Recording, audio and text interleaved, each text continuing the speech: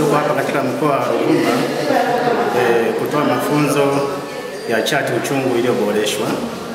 Chati uchungu iliyoboreshwa ni chati ya uchungu mpya ambayo inatoa nafasi kwa mama ambaye ameenda kujifungua hospitalini kuwa na mtu wake wa karibu wakati wa kujifungua. Anaweza kuwa mume wake, rafiki yake, mama yake au mama mkwe ambaye anaweza kuwa naye katika kipindi chote wakati wa kujifungua.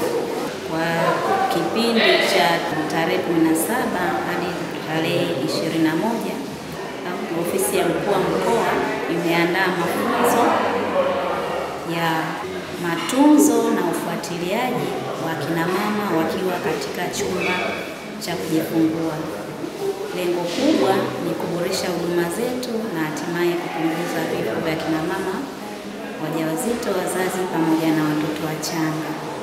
Kwenye mafunzo haya tuna jumla ya halmashauri 8 na halmashauri na wawakilishi ambao wamekuja kwenye mafunzo haya, wakiwamo hospitali ya rufaa ya mkoa, lakini vile tuna hospitali ya rufaa ya Peramiho na pamoja na wakufunzi wa vyuo vyote 4 vilivyopo katika mkoa wetu wa Ruvuma.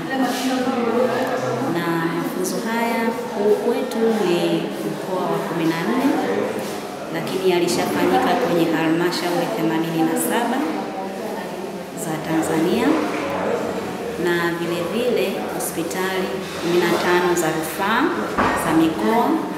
Kwa hiyo hospitali yetu ya rufaa ya mkoa wa Ruvuma ikiwa ni hospitali ya 16. Mafunzo haya ni muhimu sana kwa sababu yanalenga kupunguza vifo vya wajawazito au wazazi pamoja na watoto wachanga.